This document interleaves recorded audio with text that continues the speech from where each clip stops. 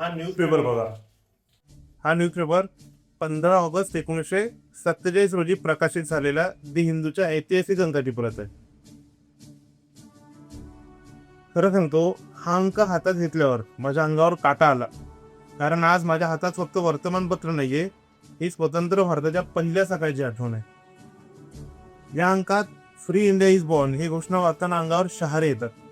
क्षणभर असं वाटतं की आपण वर्तमानपत्र वाचत नाही आहोत, तर ज्या सकाळी आपल्या पूर्वजांनी स्वतंत्र भारताचा पहिला श्वास घेतला त्या ऐतिहासिक क्षणाला स्पर्श करत आहोत.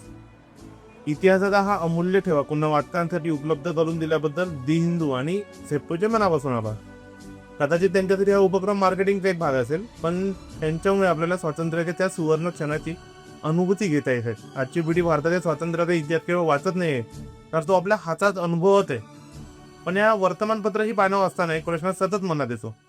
भारताला स्वातंत्र्य मिळवून देण्यासाठी हजारो ज्ञात अज्ञात वीरांनी संघर्ष केला. अनेकांनी आपली घरं सोडली, कुटुंबाचा त्याग केला, तुरुंगवास भोगला आणि कित्येकांनी आपल्या प्राण्यांची आहुती दिली. पण स्वातंत्र्य लढ्याचा इतिहास सांगताना वारंवार काही मोजक्याच नेत्यांची नावं आपल्या समोर आली. या महान लढ्यात सहभागी झालेल्या अनेक आदिवासी योद्ध्यांचा, शेतकऱ्यांचा, कामगारांचा, महिलांचा, सैनिकांचा आणि स्वातंत्र्यात काम करणाऱ्या क्रांतिकारांचा इतिहास आजही पूर्णपणे आपल्यापर्यंत पोहोचलेला नाही. भारताला स्वातंत्र्य फक्त एका व्यक्तीने किंवा फक्त एका विचारधारेने मिळवून दिलेला नाही.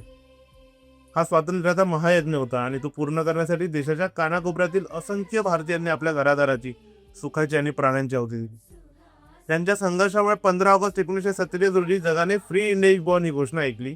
त्या सर्व ज्ञात अज्ञात वीरांचा इतिहास आता आपण शोधणार आहोत. इतिहासाचा घेऊन येत आहे नवी सिरीज, स्वातंत्र्याचा महायज्ञ. लवकरच भेटूया. जय रामजी.